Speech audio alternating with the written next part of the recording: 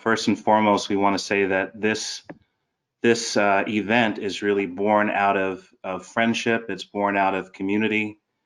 Several conversations that have been happening over the past several months since we found ourselves in this situation, dealing with what we're talking about as dual pandemics. So this unprecedented situation that we find ourselves in, dealing with COVID-19, upwards of 900 deaths worldwide, the United States leading all countries in terms of the number of cases and death. And coupled with that, all of what's been arising around racial unrest, sort of this moment of reckoning in the United States, conversations about structural violence, structural oppression, structural racism, and then moving to more specific focuses on what does it mean to be anti-racist? What does it mean to be anti-racist with attention to anti-blackness, and all of these things that are circling in the current moment, in the current sphere. And so we wanted to have a conversation about this, because all of these things that are in the air at the moment, all the things around police killings, and we could list off the names from George Floyd to Breonna Taylor, and just name after name after name. All of those things that are in the air have the potential to impact our psyche, right? Impact our ability to show up in the world, right? And do the things that we need to do. So you heard our collective bios, right? And one could say that when we're having conversations about Black men in society, you know, obviously all of us to have arrived at the points that we have, we've already survived quite a bit, right? And we're still surviving quite a bit in the present moment.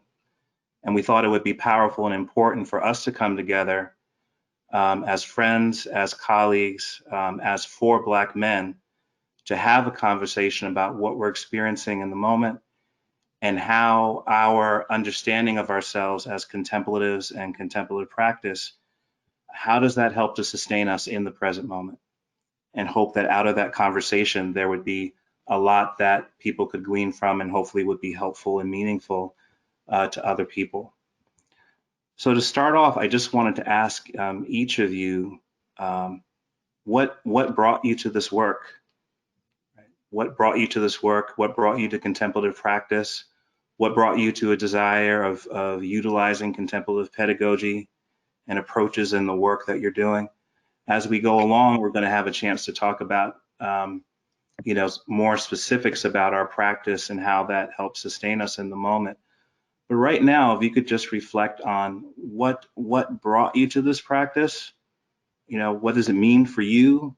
How does it manifest for you in your life? And maybe we'll jump to Marlon first. Yeah, I think thank you, Stephen, and I also thank you for kind of setting the stage here for all of us. And I think for me, I grew up in Mississippi in a Southern Baptist home, and the idea of being a person of faith, being in a household that was around being true to that faith, I think is when I really think about, like, when did I start this kind of contemplative path. And I always say the story. I think we all have these contemplative moments of growing up, you know. So when your parent says to you, make sure you're in the house before the street light comes on, right? And, you know, that is a very much a kind of a guiding post to say, well, the street light is on, time is getting dark, it's time for me to go in the house. Or, you know, go stand in the corner and think about what you just did, you know. So all these kind of very reflective things we've had in our lives, I think we've all probably had some kind of contemplative moments. Or, you know, when you were a troublemaker, your mom, especially my mother said, well, go to your grandma's house, you know, and you get sent on a little retreat to grandma's house to kind of get yourself refocused and to kind of redo your energy. But so that I kind of think about that, and then fast forwarding to where I was able to name what that was. I would say when I started my doctoral program, one of my former faculty members, good mentor of mine, Tracy Davis, said, hey, you should read this book about contemplative practice in higher education. And I read and I was like, this is everything I've been naming for like the last 15 years, right? And so I think that's when I kind of came to this idea of this idea of like, this is what contemplative practice could be, right? And I want to be intentional about saying what it could be, because there are a lot of things that may not be what we would consider to be contemplative that could be very much contemplative, like playing spades. And we can go into that in a much later context. But for me, I would say probably in 2015 was when I was able to name that thing.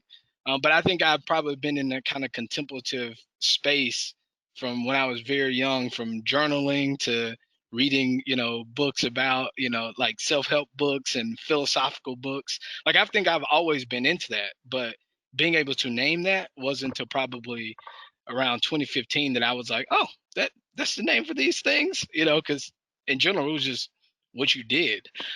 So that's how I would answer that question. Is that it's probably been in my life my whole life, but being able to name it wasn't probably until 2015. Lenwood, how does this show up for you? Hey, fantastic question. And much like Marlon, I want to begin first by saying thank you to you all. Thank you for us being able to come together today, but really thank you for being who you are to me off screen, off camera, outside of the webinar, unbeknownst or probably unknown to most of the folks who are online with us. Stephen and Marlon and myself, we do this at least once a month anyway.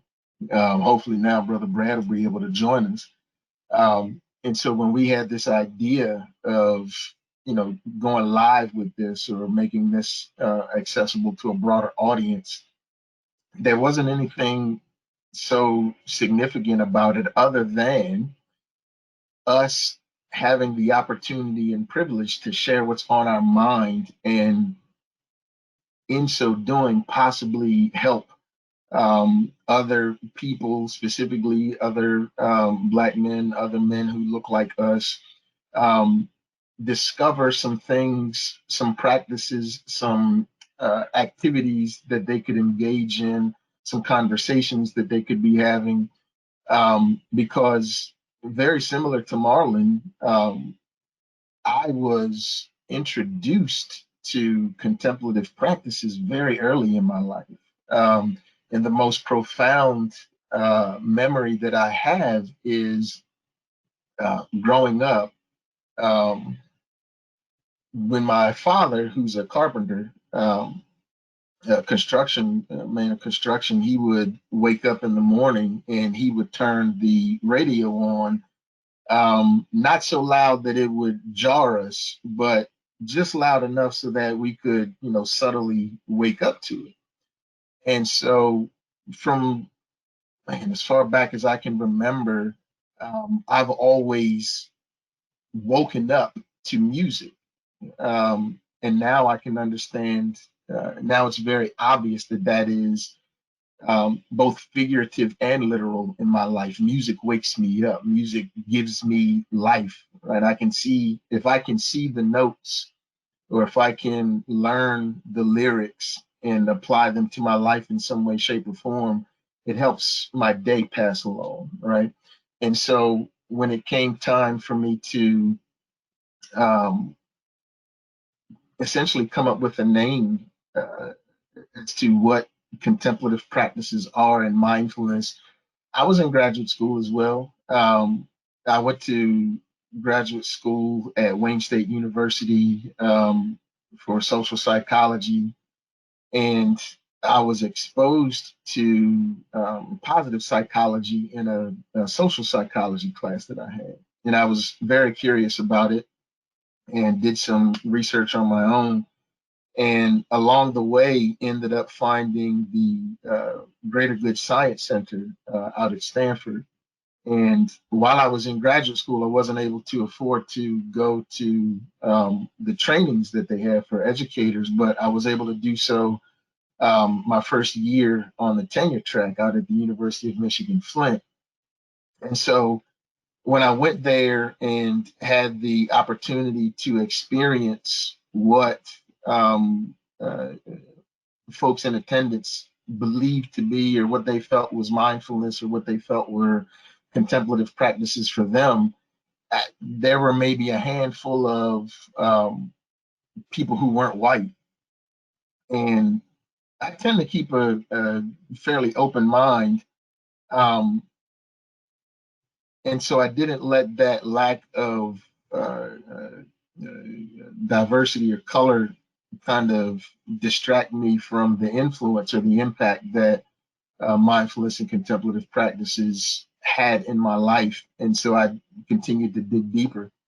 And that next year, I found the Center for Contemplative Mind and Society, C-Mind, and have just really been steeped in it ever since. And so when I think about how contemplative practices show up in my life, I'm always looking for the song, always looking for the song, always searching for the deeper lyrics. So that way, as the time passes by, whether it be tragic or whether it be positive, I can sing along with it or dance along with it, and have an experience that will give me the opportunity to not be so attached to, in a lot of ways, the trauma associated with, these negative things that we've been experiencing. I love what both of you have said. So much of it mirrors a lot of my own experience, and sort of similar to what Marlon was saying. This journey has been my whole life.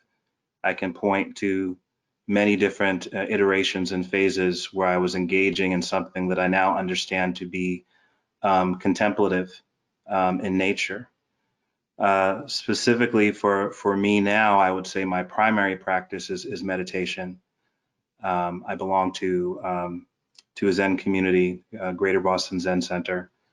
And so that primary practice of just being with things as they are, right? Or we talk a lot about what it means to be able to just sit down in the middle of the whole catastrophe and just meet each moment as it arises, not attempting to make things different than they are, and that has been a journey and an experience. And I can tell you, the first time I tried to sit a 3-day retreat, I was fine the first day, and the second day I was plotting my escape, right? Because you find out that if you just sit down in the middle of the whole catastrophe, as I was saying, right, all these things come up, right?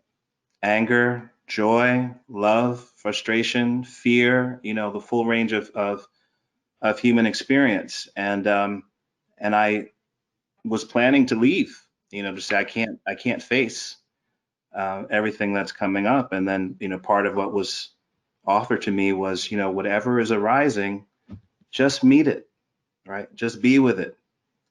And that's just a huge part of how I am, approaching this present moment as well, that we'll talk about more. Brad, we'd love to be able to hear from you. We know you have some slides you want to share with us. How does this all show up and manifest in your life? I was brought to, or a contemplative focus has come to me, much like Marlon and Linwood at an early age. I'm a preacher's kid, right? My father is a Baptist preacher, so I was steeped in this spiritual, religious home life.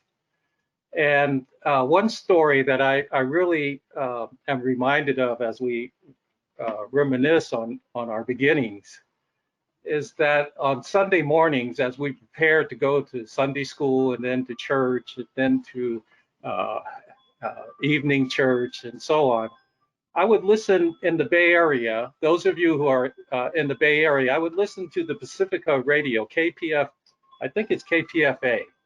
And early on Sunday mornings, they would broadcast a session by Alan Watts. Alan Watts was one of the first Westerners to bring Buddhist philosophy and explain it to us early on. And Alan Watts would have this program that talked about philosophy and from a Buddhist point of view.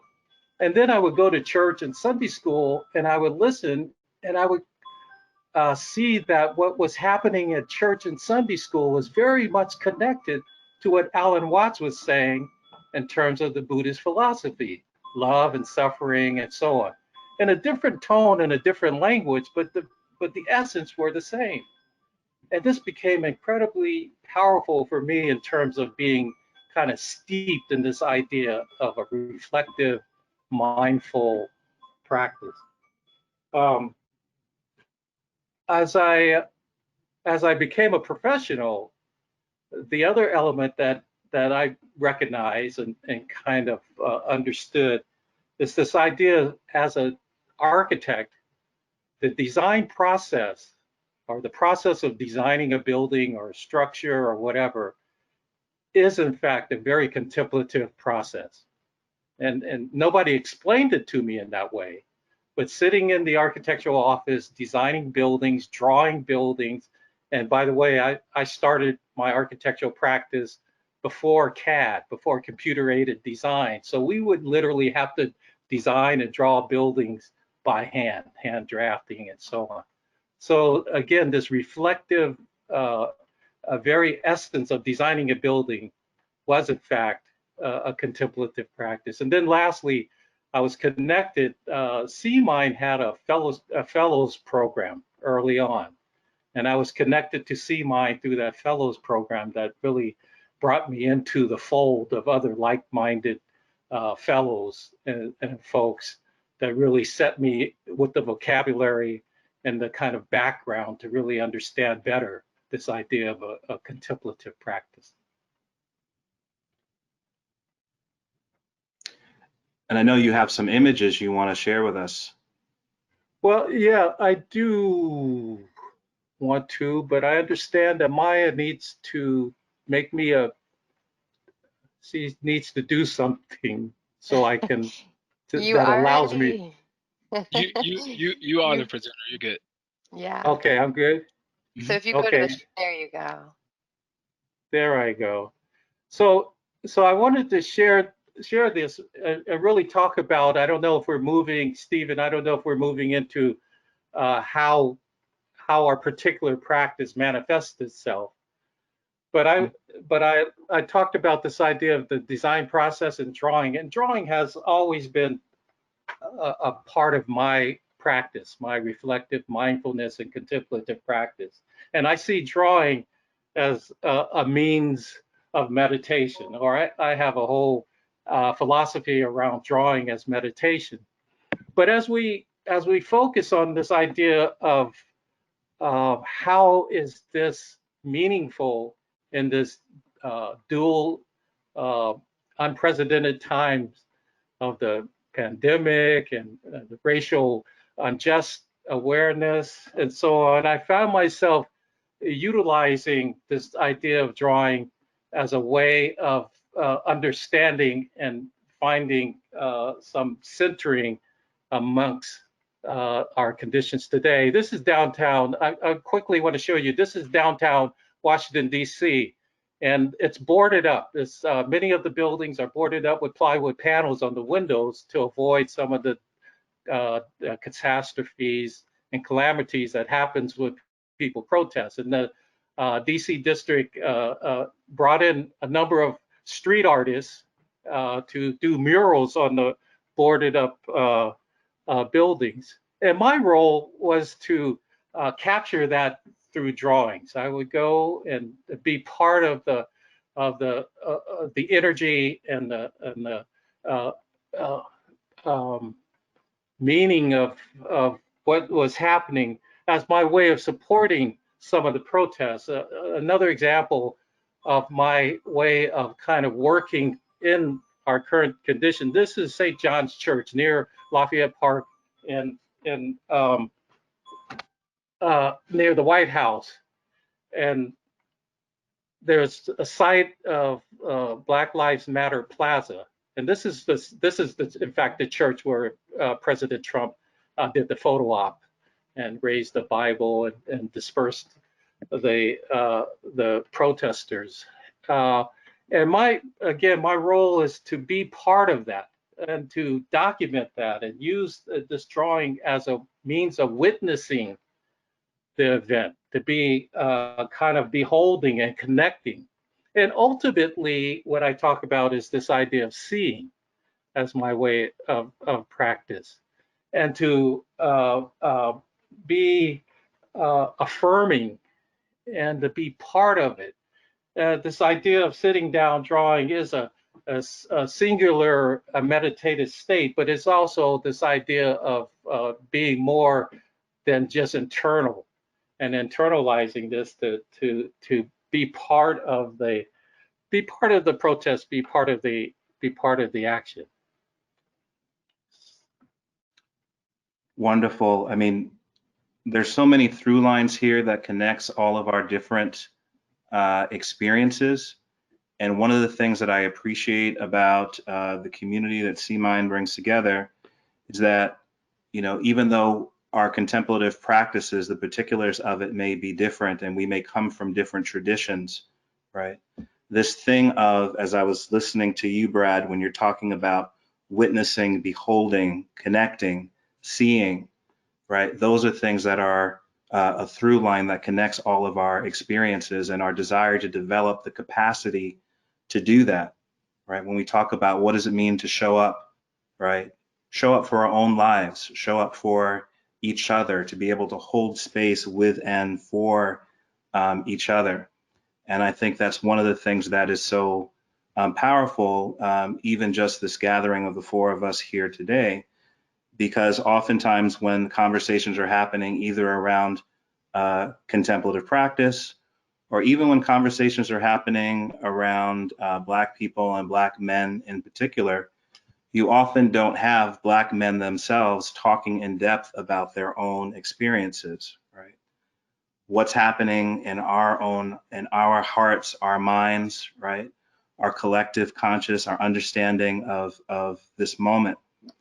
And this is what we want to now shift to being able to think a little bit about, right? To dive into everything that we are experiencing. So I'm looking at all the spaces that you all are in. I'm in a converted, repurposed corner of my bedroom in a condo that I rarely leave now, right? Haven't really left to engage with people in months, right? We're teaching courses online, trying to help and support students and be with family online.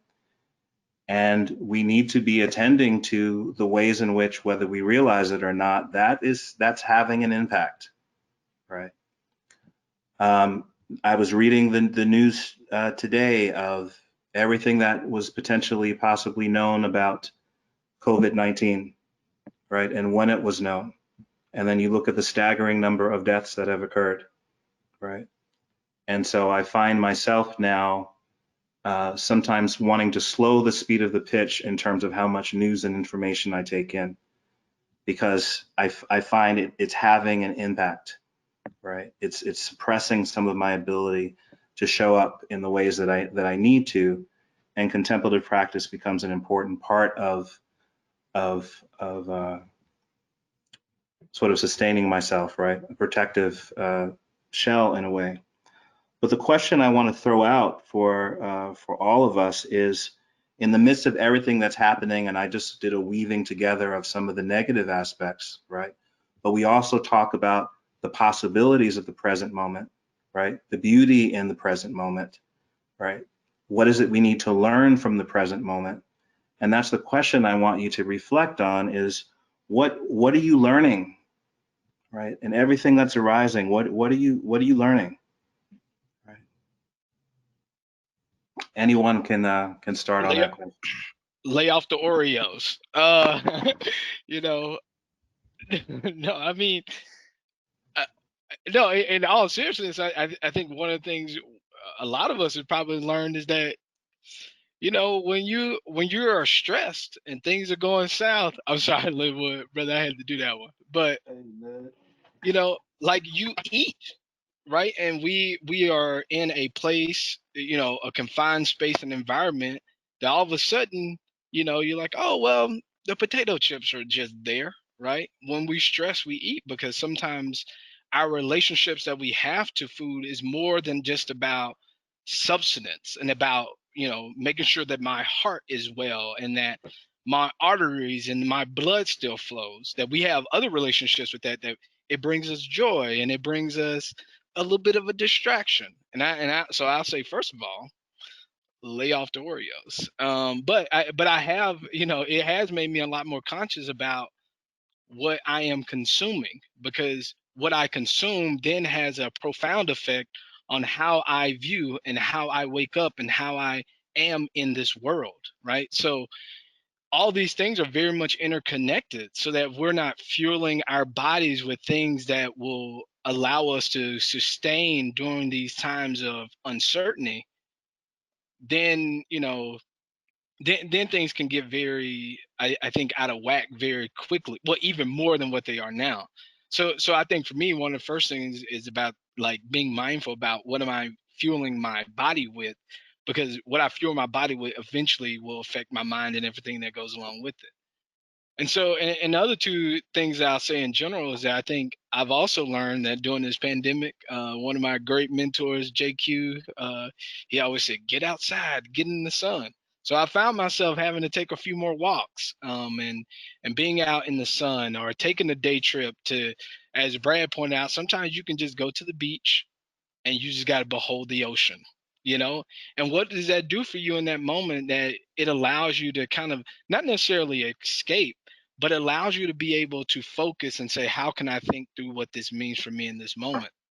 And so for me, I think the idea of being outside and walking and getting sun, because it's easy to stay in your house because you can just stay in, it's safe, right? But what do we miss out on? The sun. And what does it do for us when we have the ability to be outside? And so, and then I think the last thing I'll say is that I think being in community with all of you and the other people that I talk to, is that I'm always reminded that there are other people who survive just much tougher situations, right? When you think about those who may have been enslaved, a lot of them survived too, right? And carrying on this mantra that I will survive as well, because I think the idea of having hope and progressing through these pandemics is probably the essence of it. So for me, I've also learned that it's important to make sure that you have people around you who continue to push you and uplift you, and be mindful of not carrying negative energy in a means of a pandemic. Because, and we again, we can talk about this in a little bit, but as you two told me last weekend when we talked about Nelson Mandela, right? And like, what kind of L's are you taking? You taking losses or lessons for the rest of 2020? Because it's easy to be negative. It's easy to just be like, oh, this is terrible. But what are those other gleams that you can see of light and hope during the time of a pandemic? But lay off the Oreos. That's my first thing. So Linwood, what are you learning as we're talking? I'm now remembering that we were supposed to start with a practice. I apologize. No, that's all right, Matt. The beautiful thing is it all flows in together because one of the things that I've learned most predominantly is trust the process. So had you not said anything, I would have thought, well, Brother Steve was like, yeah, we a little bit behind because we weren't planning for this and that, so we just gonna skip that and move right into it. I know how you work, brother. I figured that was what you had did, so I was good.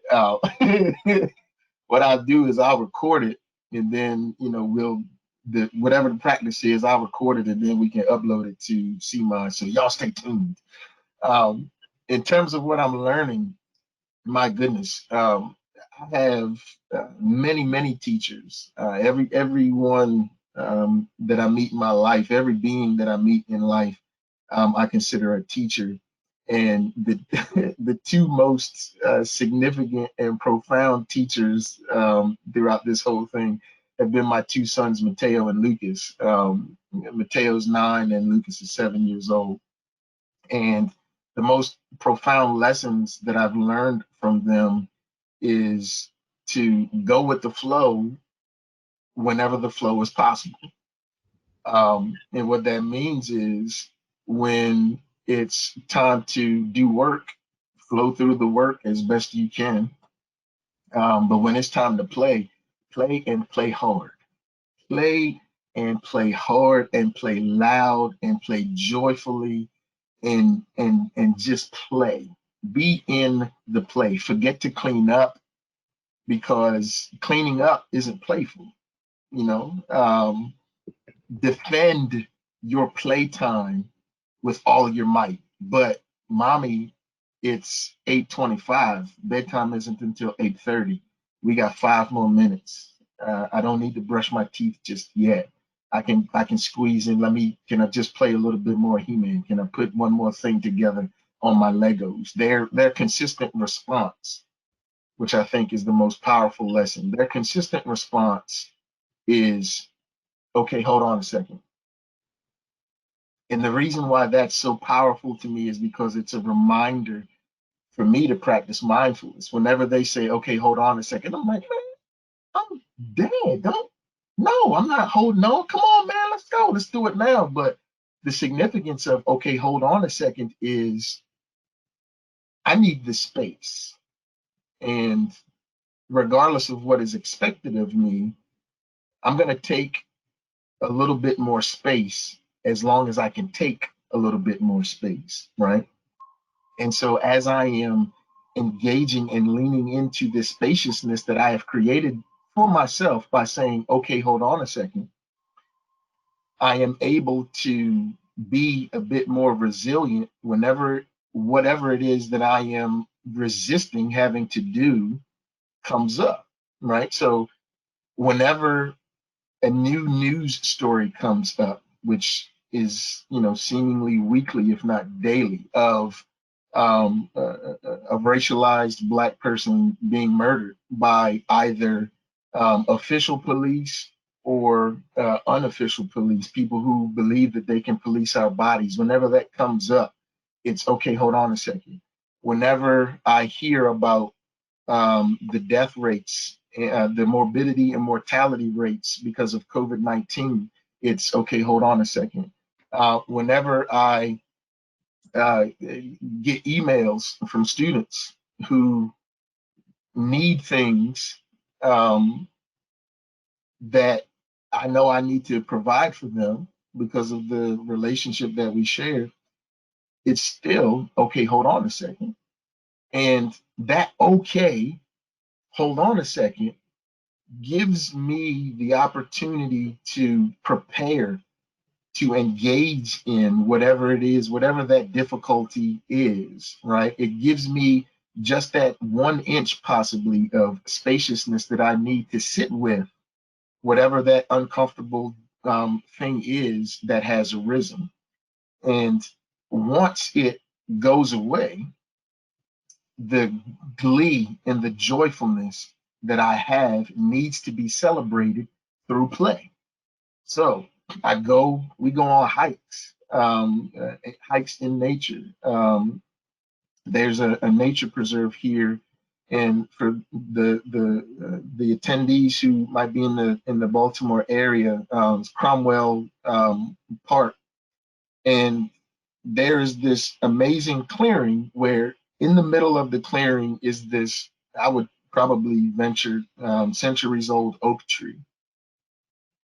And it is so incredibly profound because it is literally in an absolute clearing. There's no other trees close to it for perhaps, 100, 200 yards in some instances. And so when you come out of the forest on, this little hike and you are able to take in the royalty and the regality of this tree, it's a reminder, okay, hold on a second, right? Because that statement of, okay, hold on a second, from this oak tree has turned into, like Gloria Gaynor and Brother Marlon just said, okay, I will survive. I can survive because I'm taking my time, regardless of what you want from me, regardless of what you feel you need from me. Okay, hold on a second. That's what I've been learning. Brad, what are you learning in this moment? Well, learning is happening, and I'm investigating this idea of meditation and premeditation, right? And we know premeditation as a legal term, right? But for me, it has this kind of prelude, if you will, to meditation. And in my practice, I oftentimes need to premeditate before I meditate, right? I need to prepare, right? I need to have a prelude, an invocation before. And any of those in the audience who do draw or go out there, that you have to prepare. You have to set the stage. So I've been kind of learning and interrogating this idea of meditation and premeditation, which I'm still thinking about. The other thing that I'm kind of interrogating is, and again, is due to my particular method of reflection and mindfulness, is this idea of being in public space, Black bodies in public space, right? There's been a number of texts written about that, Baldwin and Coates and others who talk about this idea of the Black body and what it means in public space, especially a space that's occupied by the police and so on, and how that has been affected, the Black bodies have been affected. But I sit in public space, so when I do go out and sit and sketch and draw, I'm in public space. Oftentimes at the protest, there's many Black bodies in this public space. And so I'm interrogating and trying to investigate what that really means, Black bodies. And there's a lot that I can say. I don't want to, take up too much time, but there's certainly a lot that could be said. And maybe there's others out in the audience that can comment about this idea of Black bodies in public space. And then Marlon as a beholder of that, right? Because that's what I want to do. I want to behold that. I want to witness that. And so this idea of premeditation and witnessing public space is something I'm interrogating and investigating now. Mm. There's so much richness to all that you have offered, that everyone has offered. I love this idea of interrogation. I find myself, sometimes still sitting with the language of, what does it mean to have a Black body? What does it mean to have a Black body that Ta-Nehisi Coates and writing to his son is saying, we will always be Black, right? We will always be Black. We'll always be in these bodies, and sometimes experiencing sadness at being now in my 50s and feeling like, on the day that I die, these conversations more than likely will still be happening, right? Thinking back to Baldwin and a famous exchange saying, it's taken all of my time, my brothers and sisters' time, my nieces and nephews' time. How much time do you want for your progress, right? And this is what we're sitting with. One of the reasons why I'm so sorry, and Lenwood, you were very gracious, but why I'm so sorry that I forgot about us beginning with the practice and what we wanted to do, was to just give us an opportunity to arrive, right, and to settle in.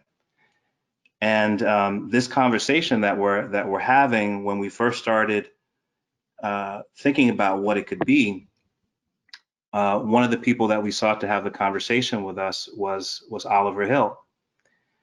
And it's so profound because it was actually the first and the only time I've had an opportunity to engage with Oliver. And shortly after we had the conversation, I think maybe the next day or so, Oliver passed away. And so part of what we wanted to do as a way of sort of anchoring this conversation, and also as a way of honoring Oliver and bringing him into the midst of the conversation, is to play a short video. It's about maybe about 4.5 minutes long, of Oliver leading a practice and offering a few thoughts about the value of practice and what it can do for us in this moment. And then after we have a chance to sit with the video, we'll have a chance together to dialogue about, well, what do we take from it? What does it mean for us now? So, Steve, Stephen, before we do the video, can you or others, maybe for those in the audience who do not know Oliver and have not known him, can you introduce Oliver? Tell us who he is or was.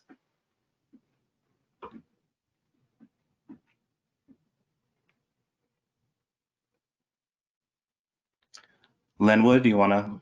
Yeah, I was trying to unmute. Um, Oliver was a retired professor of psychology at Virginia State University, and he was the son of a very prevalent and prominent attorney in the civil rights era, Oliver Hill Sr. And I think the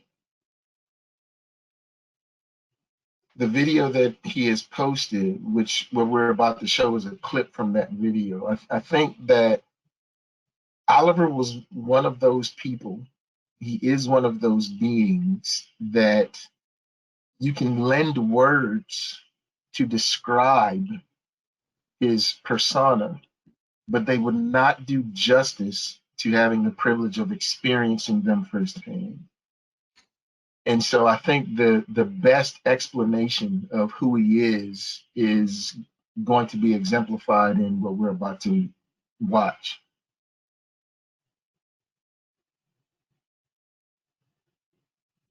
So just bear with us for a moment. Your screen might pause for a minute, but then, or a moment, and then you should see the video.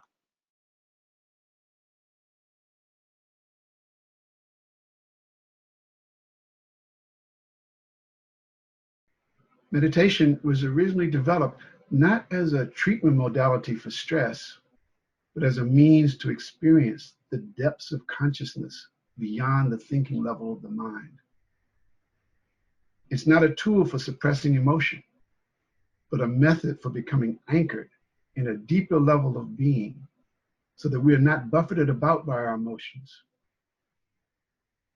This gives us the ability to do the work that must be done from a place of love and compassion rather than a place of anger and othering. So let's do a simple meditation practice now. So first, find a comfortable posture where your back is comfortably upright. Take a few full breaths in and out. Feel your body start to relax. And you can gently close your eyes if you haven't done so.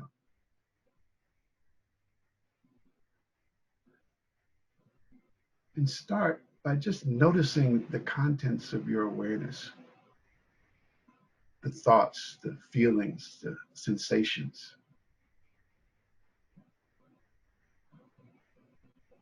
If you're feeling anger, notice the texture of your anger, the visceral sensation of your feelings of hurt and pain. Don't interfere, just witness what's there.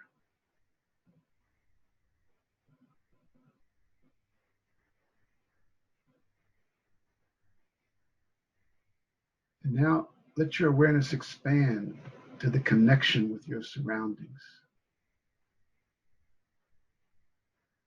Feel rooted to the seat below you and the earth beneath you. Feel the strength and stability that comes from your connection to the earth.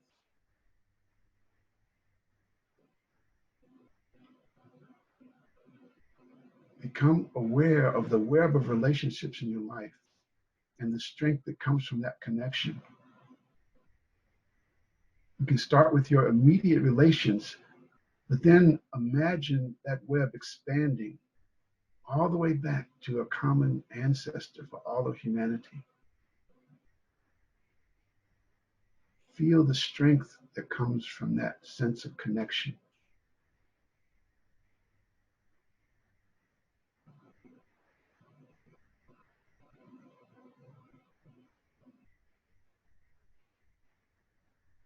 Now have a sense of expansiveness in your inner space.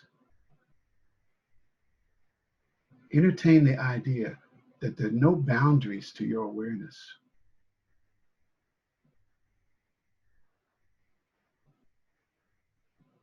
And let's just sit for a moment with this sense of boundlessness.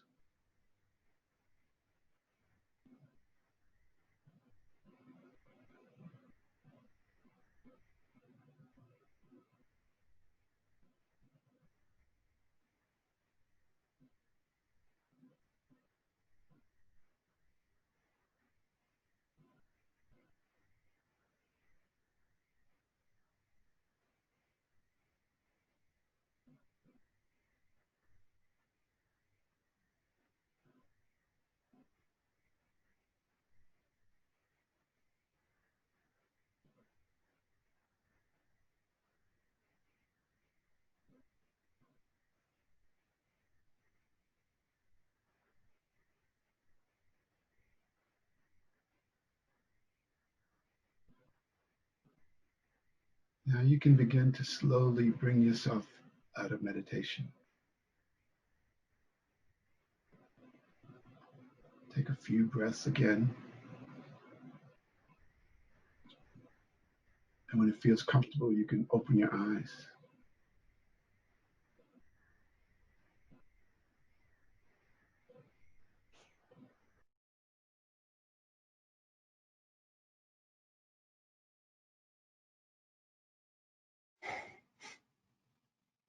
That was needed. Yes, I'm very glad that we decided to do that, and I'm struck by the fact that he talks about contemplative practice as a strategy not for avoiding the pain of the current moment, but as a way of fortifying ourselves, right? So that we're not buffeted about. And that's something that I think is valuable for everyone, but seems particularly salient for us as Black men, experiencing this moment. So coming out of this experience, just wondering if any of you could share anything about your own practice and how it's sustained you, kind of building on what you've already offered. I'm still struck by Marlon. I wrote down the phrase, making sure my heart is well. Making sure my heart is well. What comes up for you in this moment? Man, I mean, there's so much to think about. Like when we think about this moment of what has my practice done for me, and just kind of listening to, going through that practice with Oliver. And I mean, for those who've never met Oliver, didn't get the opportunity to meet him in the physical, like I felt him like in this moment of like him being here. And I think part of that has to do with the fact of, for me, it's always maintaining the understanding that there have always been people who've walked that path before us, who've kind of laid that foundation to help us to weather all of the storms, right? Or they say in the church, the trials and tribulations that come with it, right? And so for me, I think one of the things I will say about my practice and how it allows me to sustain, because I think what Oliver said is important, is that if you can be distracted if you want to, right? But it's still there no matter what, right? It's there. Like we can't go around that. And I think for me, tomorrow I get to celebrate 33 revolutions around this beautiful planet that we call life, right? And part of that has to do with this understanding that for 33 years, this pandemic, one of these pandemics, has followed me for 33 years. And it'll follow me for another 33, and hopefully another 33 after that, right? And so for me, I think it allows me to be grounded and to understand that this isn't new. It provides a pathway. People like Oliver, if you go to church, if you go to a whatever mosque or whatever else you need to go to, right? Those things sustain us. And so for me, I think my practice has allowed me to see both of those things can coexist at the same time, that I can be in the middle of a pandemic, but I can also feel a whole lot of joy at the same time. And so my practice has allowed me to stay with both of those, that even in a pandemic, there's still beauty happening. There's abundance happening at the same time. And so I think over this course of the last 6-7 months, my practice just has allowed me to maintain that both of those things can be true at the same time. And more importantly, it has just allowed me to just continue to be present with every moment, because as you pointed out at the beginning, some of those names of the people here, they don't get those 60 seconds back. So I should make full chance to own every precious second that I have, because there are many people who didn't get those many revolutions around the earth that I got or will have, right? And so for me, I think my practice has allowed me to sustain both of those things to be true at the same time, that I can keep going each and every day. And I'll just say, sometimes you also just got to go to therapy. Like there are other ways that you got to be able to to heal, to be, to sit with some of those things, because we can't always do it alone. Not just our kind of communities we have, but also sometimes you need some professional help to help you through that too. So I think for some people, that has also been a way to be able to sustain. So, and that's what I'll say to that.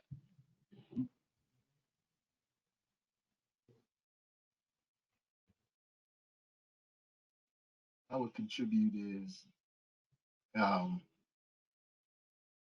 one of the most profoundly uh, significant reminders of racism is that, and living in a racist society, uh, is that if you are not a part of the dominant race, then you are a minority, or at the very least, you are marginalized, right?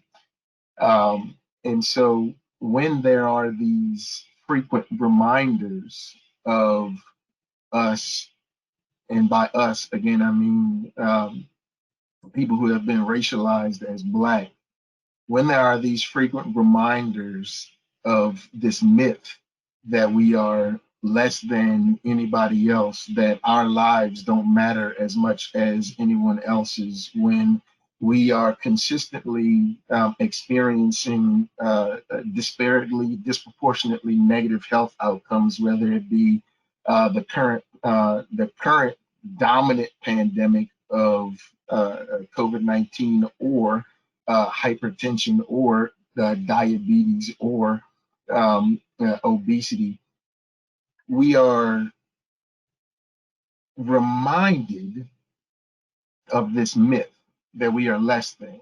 So for my practice, I make it a very specific point to remind myself that I am more than, that I am bigger than, that I am bigger than anyone has ever perceived me to ever be, including myself. One of the most radical and protective things that I do is sit still and enjoy the time in meditation that I am sitting still, that I don't have anything else to do but to remind myself of how big I am, of how important I am, of how much I contribute to this world, not more, but not less than anybody else contributes to this world. When I am able to remind myself of my significance, it is in direct opposition to this enforced inferiority, that this narrative of enforced inferiority that we are, again, consistently reminded of. So what my practice allows me to do is disrupt this myth, this narrative that, again, we are a minority, or that we are marginalized. We have to stay marginalized.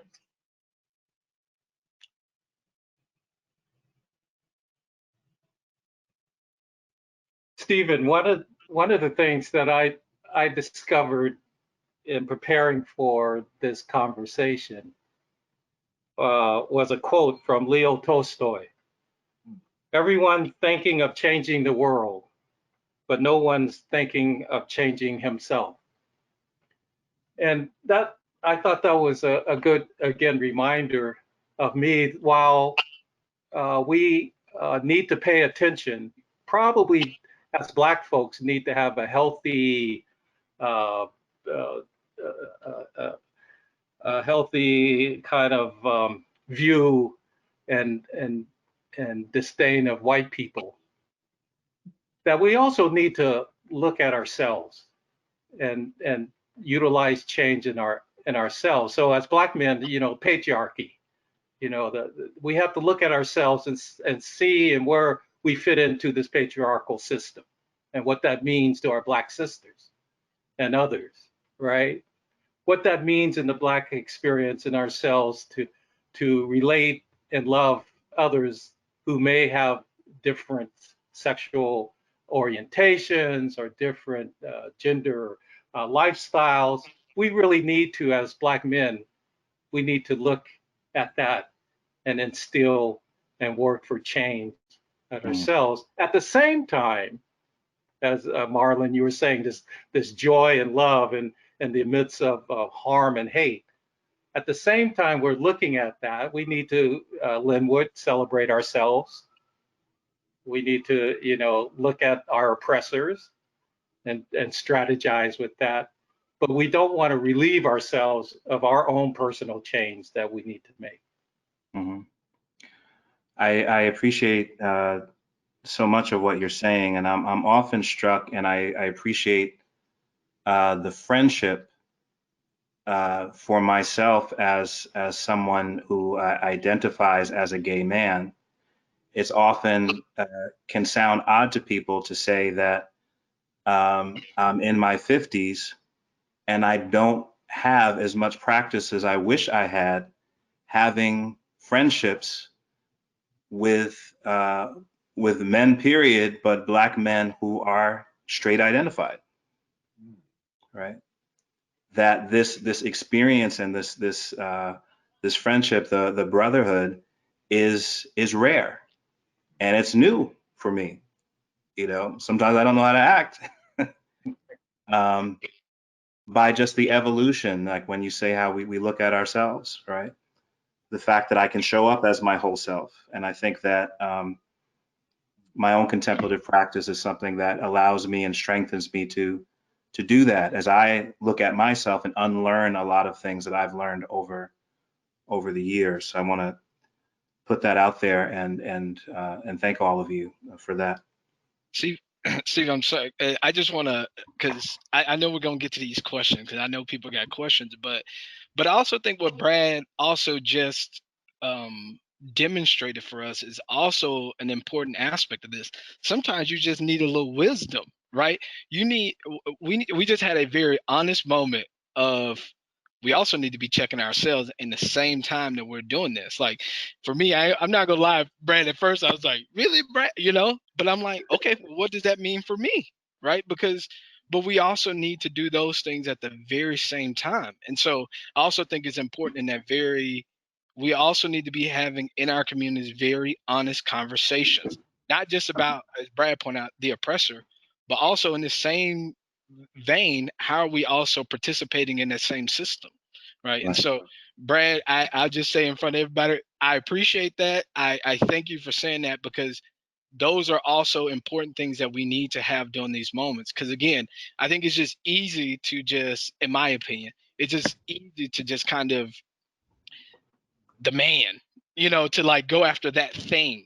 But in the same time, you can also simultaneously be able to deal with these kind of competing priorities, because that's what they are. Because again, patriarchy doesn't stop in the pandemic. And so we also need to think about that. So Brad, thank you for saying that. I had my moment at first, but I had to come back to it. I had to, as Linwood said, wait a moment here. One second. So I just wanted to point out, and thank you, Brad, because that's important. I think, so.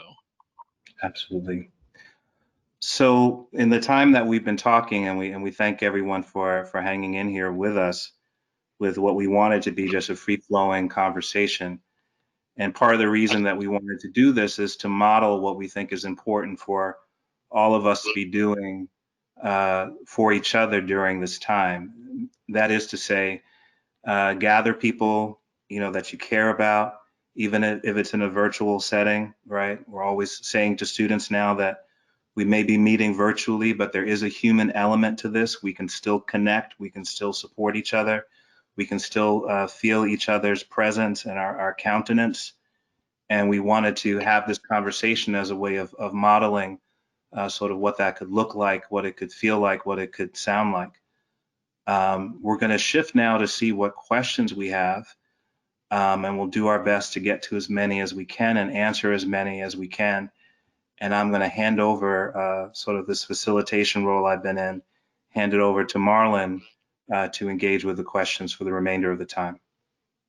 Well, brothers, look like we're gonna be answering our own questions. I don't think Maya, there hasn't been any questions. There have been some comments, and this conversation was fantastic. But I do. Maya did mention to me earlier that I did reference a book earlier, and that book is The Contemplative Practices in Higher Education by Daniel Barbazat and Mirabai Bush.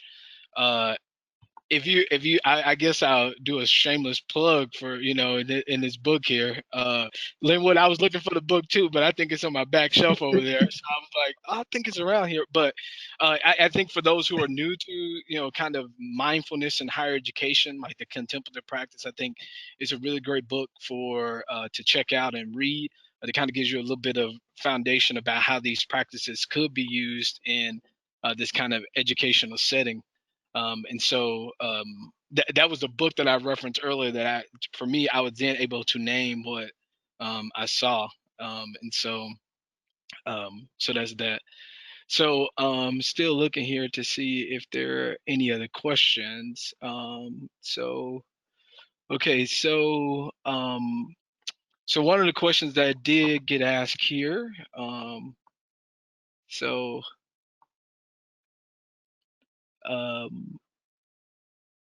it says, if there's time, I would like to know from each of you how you chose to enter higher education.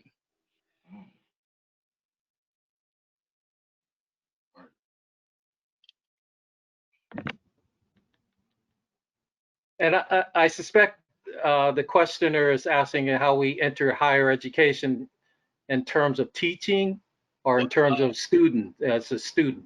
But well, I think it says, how would you like, how each of you choose to enter? I think it's like, I would assume, and maybe there's a second part to this question that's getting asked. There's a lot of questions now that I put that out into the universe. So, Yeah. I mean, we here. I mean, Brad, how would you like to answer that question? How you choose to show up, Well, specifically to higher education, my first kind of important gig, first job as an architect, my boss was a teacher, was a professor. In fact, was the dean of the School of Architecture at Harvard University. So I'm working for the dean of the Harvard School of Design, Graduate School of Design, and I'm checking him out. He's going, he's teaching, he's professing, and then he's coming back to his office and making architecture, building buildings. I thought that was incredible. I want to do that. I want to teach and build buildings. And so that's how I kind of entered into this idea of higher education. I mean, for me, I knew that I wanted to be part of supporting people on their journey, right? Supporting people in their own process of becoming. And sometimes even now I'm struck by the fact that I teach a wide range of courses, work with undergrads and graduate students, and in the field of education, but in some ways, what I teach doesn't really matter, right? As much as I'm trying to cultivate, the ability within myself and the students that I work with to engage deeply with the material, right? And with their own hearts and minds in relationship to that material, to be in conversation with it. So early on, as I was, adjuncting, some of the first experiences of adjuncting, and someone would say, oh, we need someone to teach, an educational law class. I was like, okay, I think I took that class. Maybe I could teach it, right? And then finding out that I could actually engage in a lot of different topics if I kept that sort of core idea there, which I again kind of speaks back to this kind of contemplative piece. And also, you know, higher ed just seemed like a realm that was really attractive to me. Like when people talk about what it means to be part of a learning community, what it means to engage in the life of the mind, right? You know, there are lots of different pathways I could have taken, perhaps to get at the same thing. But higher education, you know, the academy seems like a good place to have landed. I don't know, what does anybody else think? Um, for me, if I'm going to be completely honest, every day I wake up, I'm still gratefully surprised at what I get paid to do. Um, I have had an incredibly, at least the way I see it, an atypical journey to arriving as a professor. And I honestly don't know how much longer it's going to last. I'm enjoying it while I have the privilege to do it. I don't know how much longer it'll last. And the reason that I say that is because I'm doing my best to not be attached to the idea or the concept or really the privilege of being a professor, but being connected to the responsibility of essentially doing what you just mentioned, Stephen, is doing my best to cultivate critical thinking, specifically in regards to health outcomes for students who take classes with me, who work with me in other capacities.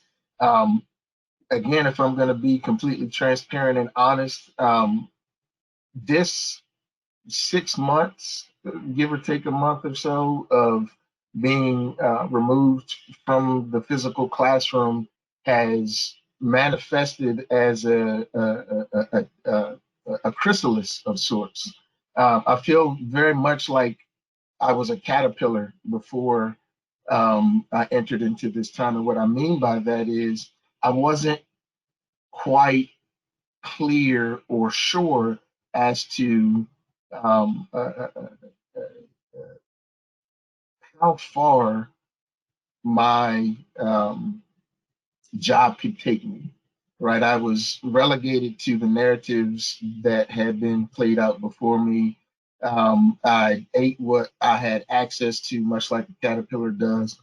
And now that I'm in this phase and I feel as though I'm, having to come out of the chrysalis, come out of the cocoon now, I'm really having trouble trying to figure out how I am going to be the butterfly that I know that I am in this field that very much wants me and requires me in a lot of ways to be a caterpillar, right? And so as I am about to teach tonight. I'm fantastically unclear as to how it's going to go. No idea. And the reason that I say fantastically unclear and as much as I'm feeling the anxiety bubble up as I say that is because we are in a fantastically unclear time. So there's no reason that what happens in the classroom should be any different than what happens than what's going on outside of the classroom, right? Mm-hmm. So as I show up, the best way that I know to show up at this point is as the butterfly that I am in my complete self. The reason that I say I don't know how much longer I'm going to be in academia is because I don't know how much longer I am going to be allowed to fit within the confines of the box of academia, because I really do feel as though the viewpoint that I have is outgrowing the narrative of what a professor is supposed to be. Mm-hmm. Understood. Yeah. Okay, and so thank all of you for sharing that too. And the questions have continued to roll in. And I think for me, I tell everybody I'm just going to show up who I am. You like it or not.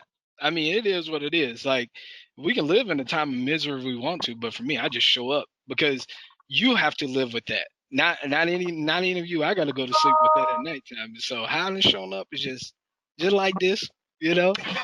There have been a couple more.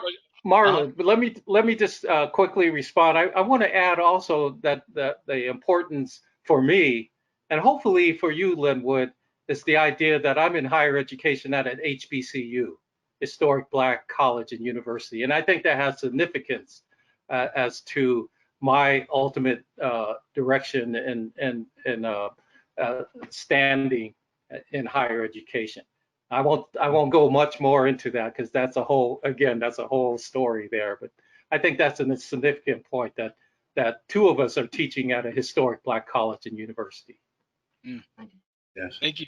And so I'm gonna try to combine some of these questions that they're very similar. So there are two major questions. So just so we have like 15 minutes or so we can kind of keep that in mind. And then there are some other ones. But first of all, Joseph said that, you got to be present for the spade. So Joseph, pandemic is over. I'll be in Boston.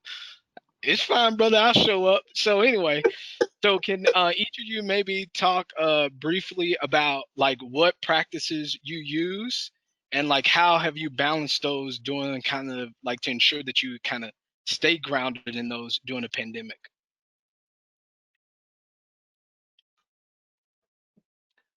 I think for me, I was talking earlier about meditation practice and being part of a community, right? I'm going to get this quote wrong, I know, but it's something along the lines of, we can't do it by ourselves, right? And no one else can do it for you. So every morning, part of what's happened with this this moment that we're in is I can't physically go to a Zen center. So a lot of those meetings are happening now virtually. And so I can't say every morning, most mornings now I'm trying to do a 7 o'clock sit, 7 a.m., where I know that I'm going to be in the company of other people in a Zoom, format. And ironically, that's really been helping me in terms of my teaching in an online format, because I'm struck by the fact that even though I'm not in the same physical space with the other people who are sitting, I do have a sense of their presence, and their sitting is supporting my efforts. So what does it mean to, as we talked before about our conversation here as being a modeling of what it means to gather people around you, right? Even if we hadn't said anything this whole hour and 20 minutes, whatever it's been, I'm deriving strength from just seeing your presence on these screens, right? I'm deriving something from just the energy that you're showing up with. We all talked about how we took something from Oliver, but I do find myself wanting to go deeper with practice, specifically my practice around meditation and connection to Zen, to derive as much benefit as I can from it, right? I've heard it described as a way of, and I say this a lot to my students, what it means to feast on your own life, right? To feast on your own sets of experiences, right? And feeling like the deeper I could go with it, the more that I potentially could have to offer, and the more that I could be present for whatever time that I have remaining. And that's part of getting older too, is you become critically aware of the passing of time, right? And not wanting to waste it. And I think similar to what Lenwood was saying, it has me rethinking all the time in terms of how is it I want to show up in the academy, and what ways do I want to participate, and what ways do I not want to participate. When you talk about the value of being at an HBCU, for me, working at a predominantly white institution, I'm often, initially was called on to be in a role talking about diversity and inclusion, right? This thing of working with white people to increase their capacity to engage. And once I got tenure and could sit back and reevaluate, realizing I'm always going to be part of this work, but I don't want to be charged with doing that, right? Because I only have so many years remaining and I have my own work to do. I have my own biases, my own prejudices, my own things that I need to constantly interrogate. So shifting it to be a conversation of, I'm going to do my work, right? You're going to do your work, and we can be in conversation about how our collective work is going. But I can't make my whole reason for being trying to convince white people to do better or to be better, right? And that's a very shocking thing, right? To show up in this body and to say, I'm actually not here to talk to you about what we're talking about. Because what you Show up just in said this was body, fire. yeah.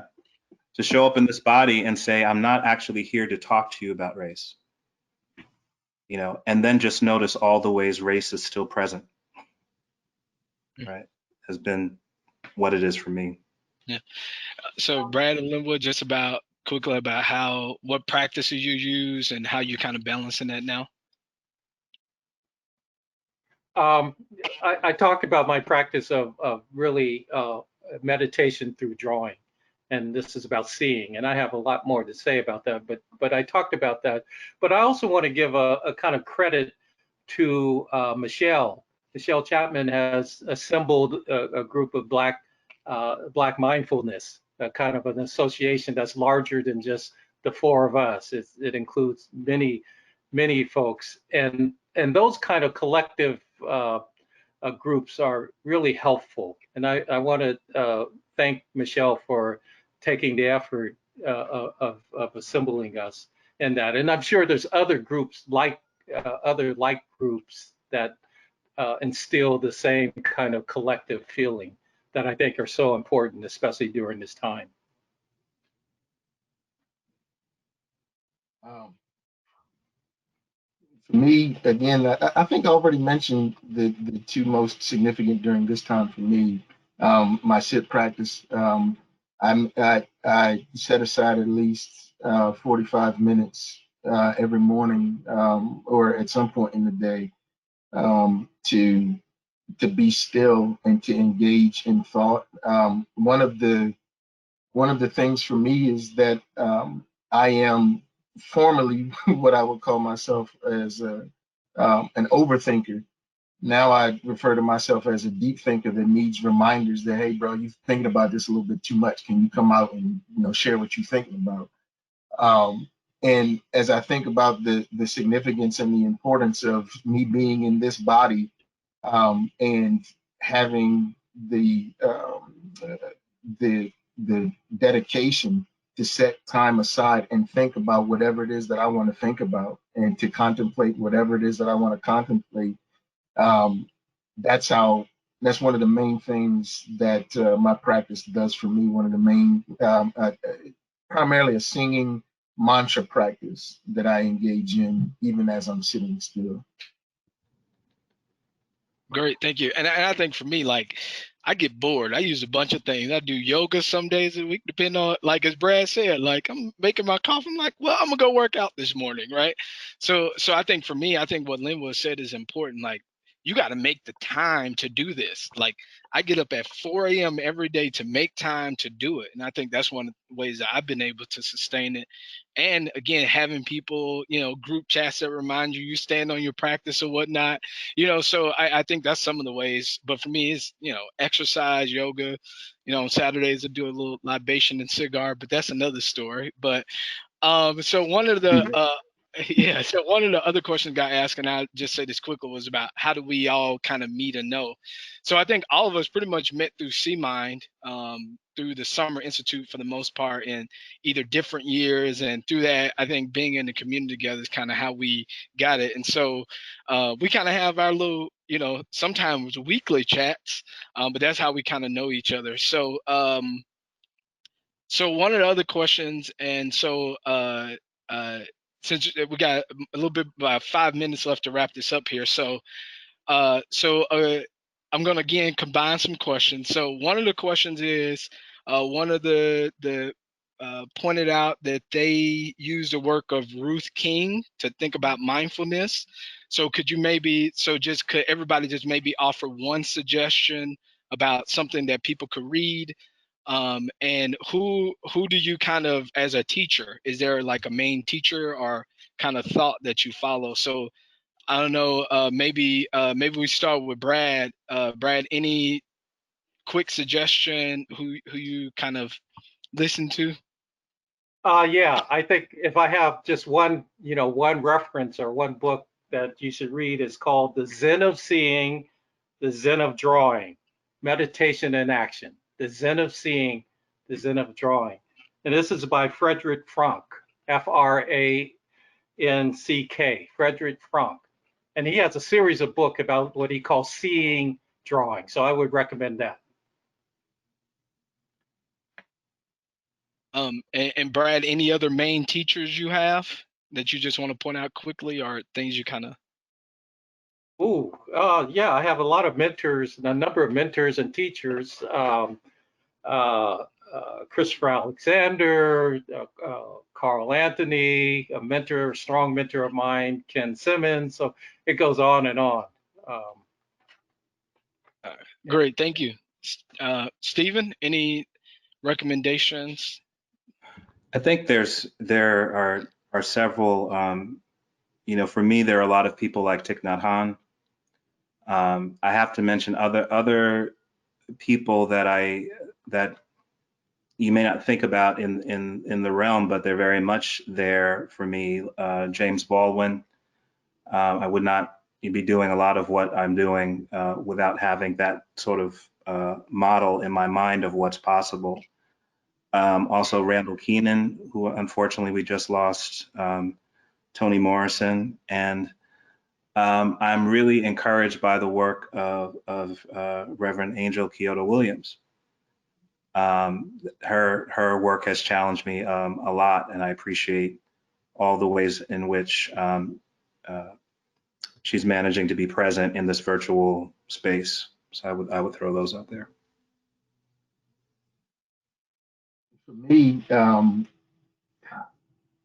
would be bereft to not mention the beloved Rhonda Mcgee, just an incredible teacher, phenomenal being. Her book, The Inner Work of Racial Justice, is a fantastic read, highly recommended. Adrienne Marie Brown, for those of you who are not familiar with her work, one book called Emergent Strategy, another book called Pleasure Activism. I had the privilege to know Rhonda, and I'm pretty sure she knows how much I love her. I haven't had the privilege to meet Adrienne Marie Brown yet, but oh my goodness, I love that woman like just to the ends of the universe because of her teaching. And one of the things that Ms. Brown and I have in common is our esteem and regard for Octavia Butler. She was a science fiction writer, and her work, Parable of a Sower and Parable of the Parable of the Talents, are two incredibly engaging novels about Afrofuturism that I would highly recommend. So those are my go-tos that I can think of right now. Cool, thank you. So we got like 30 seconds or somewhere, So I think for me, Autobiography of a Yogi is a beautiful book, especially what Brad gets to about these kind of Christianity, Buddhist kind of mentor things. Man's Search for Meaning, another good book. I like Ellen Langer, some of the work she did earlier around mindfulness and learning. And so there's just so many, all the people y'all named, I'm like, yeah, all that. So hopefully y'all wrote this down. So I know it's 12:30 and I know, be mindful of time and wrap this up for a lot of people, but I guess I'm going to volunteer all of us right now. So there are some questions that we didn't get to get to, but maybe all of us could hop on like Zoom or something, answer some of those questions, and then post them at a different day or something to have it sent out. Cause there's some other questions on here as well, but So we can get round 2, because somebody said that. Is there going to be a round 2? Maybe. So yeah, but I know, it's 12:30 now, so we want to be mindful of that. But, as we wrap up, brothers, I appreciate y'all. Thank you so much. This is a beautiful pre-birthday gift. So thank y'all so much for that, So Yeah. thank Thank you. you all. Marlon, thank you for your beautiful handling of the Q&A session. You did a wonderful job. And yes, we will download all of the questions that were not able to be addressed and send those to you guys. John Brammer is really rooting for a round 2, so I'm game, and let's be in touch. Thank you all so much for sharing this time with us, and thank you everyone for joining us today. I just want to remind folks that we did record this webinar, and we'll send you all a link to view it soon. I also want to remind you that our webinars are made possible by your support, and we invite you to make a donation. You may not be aware of this since we have such a wide reach, but in actuality, the Center for Contemplative Mind is just 3 full-time staff members. So your donations really make a huge difference no matter what the size. Please visit contemplativemind.org to learn about our upcoming events and panels, and keep in touch with us. Thank you all again, Brad, Stephen, Lenwood, and Marlon. And everyone who's on with us. Be well. Stephen, Brad, Marlon, I love y'all. Love you too, brother.